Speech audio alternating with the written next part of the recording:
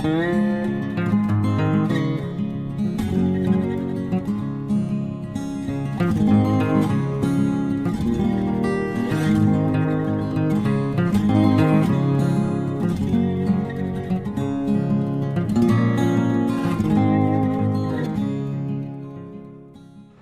mengikuti saja anjuran yang sesuai dengan penerapan new normal itu sendiri. Dan kalau aku pribadi, sebetulnya ada pandemi nggak ada pandemi, karena memang baru punya anak, ada 2. Jadi memang kemana-mana tuh selalu sangat menjaga kebersihan, jadi selalu bawa alat steril, hand sanitizer, cuci tangan, pulang ke rumah selalu mandi. Itu memang sebelum ada pandemi memang sudah menerapkan, jadi sudah lebih dulu terbiasa dengan hal-hal terkait dengan new normal itu. Terus ya paling kalau sekarang kan ditambah pakai masker atau face shield gitu, kalau bekerja. Kalau anak-anak sendiri mungkin nggak pernah keluar atau Nggak pernah sih, kebetulan kan kalau setelah melahirkan itu kan, kalau aku selalu pinggitan 40 hari ya, aku dan bayiku. Dan kalau ini nggak cuma 40 hari tapi lanjut jadi 4 bulan. Dan anak-anak di rumah, kalaupun keluar lebih kepada kita biar anak-anak nggak bosan naik mobil muter-muter keliling, atau kebetulan mama dan adikku kan rumahnya deketan, jadi kita dari rumah ke rumah, dan ada ponakan-ponakan. Jadi ya anak-anak alhamdulillah sih ya Pak, yang bosan karena ada temen-temennya juga.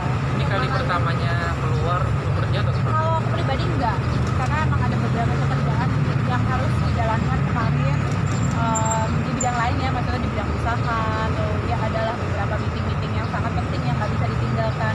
Tapi kalau sebagai seorang entertainer, ya ini perdana keluar.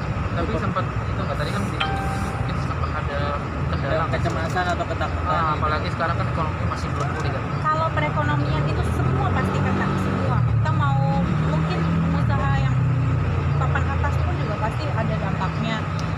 Aku sebagai seorang musisi, kru semuanya juga pasti terkena dampaknya. Apalagi kita musisi ya, belum bisa manggung lagi, tidak ada izin keramaian kan belum memungkinkan kalau nggak salah ya.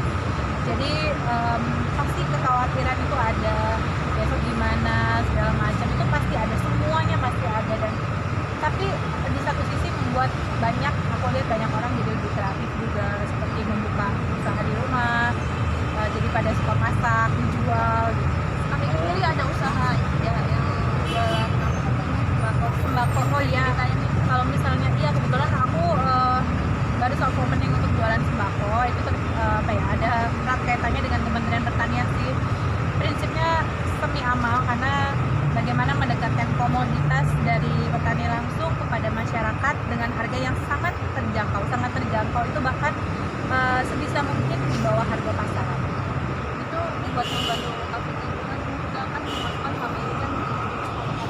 Kalau aku sih jujur tidak mengharap pemasukan dari itu, jadi lebih kepada proyek untuk membantu masyarakat ya, lebih dekat dengan, lebih mudah untuk mendapatkan bahan pangan sembako dengan harga yang terjangkau, karena yaitu langsung dari petani. Terus kemarin waktu pandemi kan harga-harga sempat melambung tinggi ya, dan susah didapat. Kalaupun ada, contoh gula harganya ya ampun bisa naik banget. Dan ini benar-benar supaya lebih stabil. Kelola langsung Mestinya kelola langsung ya. Memang kalau yang di toko ada, aku sekali cek, tapi aku lebih kepada apa ya, terus memantau harga yang dikeluarkan itu di bawah harga. mungkin untuk usaha yang lain Ada kebetulan juga ada warung jualan ayam dan bebek goreng. gimana mungkin sama pandemi. Sebetulnya itu sebelum pandemi kan aku ada jual teh ya, teh dalam bentuk booth di mall gitu. Nah dari situ dikembangkan juga dengan adanya menu makanan. Nah kebetulan ketika kita baru rilis ada pandemi, ya udah akhirnya kita sekalian jualnya frozen food untuk bebek goreng, dan ada ayam goreng alasan. Makanan khas Jawa. Masukannya menurun drastis tuh, Pak. Kenapa? Masukannya menurun drastis. Kalau pemasukan ya, kalau buat aku ya, rezeki mau banyak mau dikit itu tetap harus disyukuri ya. Dan itu apapun itu harus penurunan drastis ya pasti. Karena apa? Karena satu, aku sebagai seorang musisi tidak ada tempat untuk apa ya, manggung atau apa, itu pasti penurunan drastis. Kalau dari sisi sebagai seorang musisi. Anak-anak itu perkembangan kan senjata Anak-anak yang pertama itu kebetulan bulan ini nanti tanggal 16, usianya 2 tahun, lagi aktif-aktifnya jalan, udah mulai cerewet,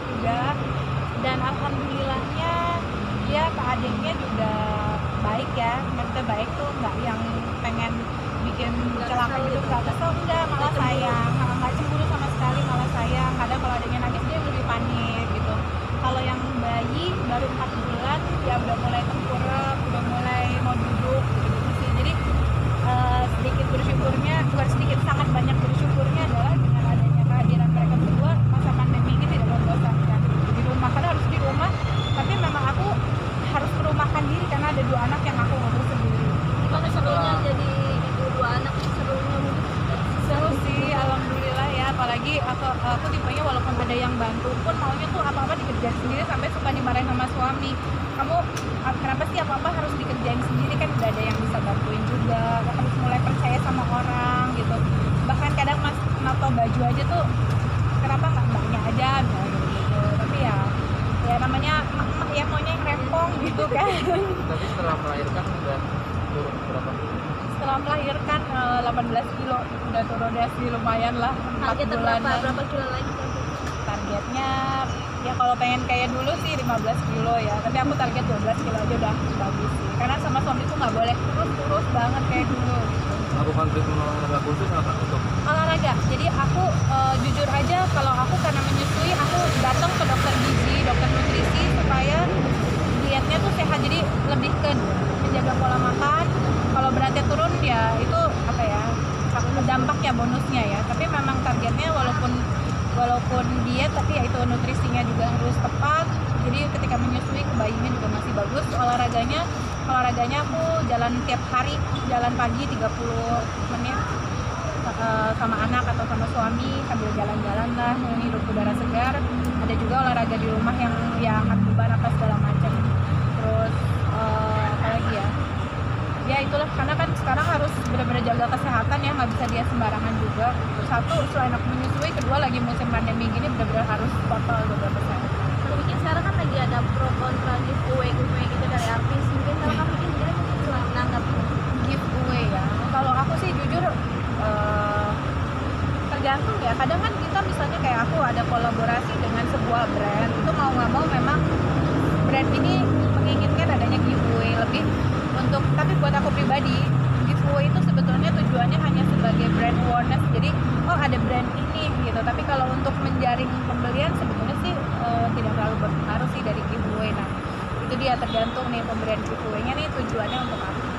dan di IG anak juga di ikutin yang ada foto yang giveaway itu ya. Ya karena itu dia, kalau aku kan misalnya sebagai brand ambassador apa atau punya kerjasama dengan sebuah brand yang terkait misalnya dengan anak, produk-produk yang terkait dengan anak atau kesehatan anak, kalaupun misalnya ada giveaway-nya ya itu lebih kepada supaya orang lebih mengenal nih ada produk ini, bisa dicoba langsung gitu. Kalau untuk kayak berbagi gitu lewat giveaway untuk berbagi Kalau berbagi itu nggak usah diumbar. Kalau aku sih sekarang banyak juga aplikasi yang kita bisa berbagi ya, jadi sekecil apapun nilainya bisa langsung berbagi. Jadi kita sekarang kalau mau berbagi dimudahkan, atau kadang sekedar di pinggir jalan ada misalnya pengamen, atau misalnya kita datang ke panti-panti asuhan gitu. kalau untuk giveaway sendiri mungkin kayak milih-milih brandnya gitu masih atau Pasti lebih hati-hati? itu sangat, kalau aku emang menerima endorse aja sangat hati-hati ya. Kalau aku nggak pakai produknya aku nggak akan mau untuk mereview.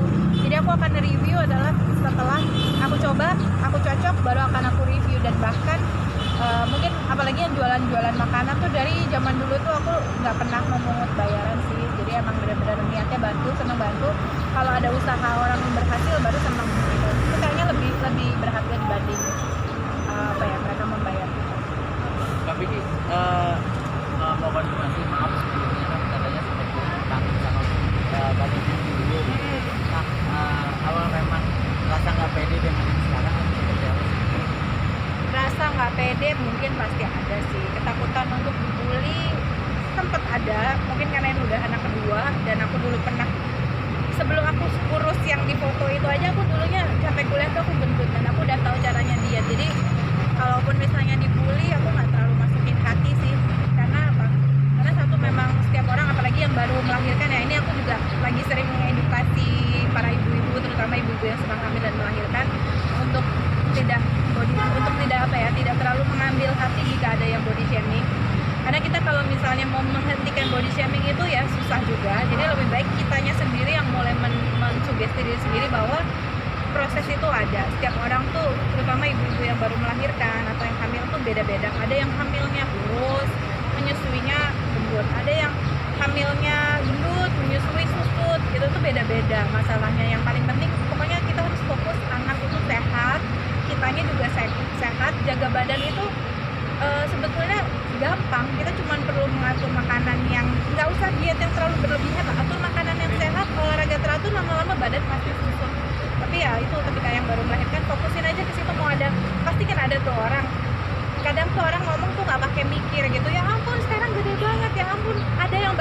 kurus gitu, yang kata-katanya tuh menusuk, udahlah mulai dijauhkan, kita fokusnya ke diri sendiri dan aman.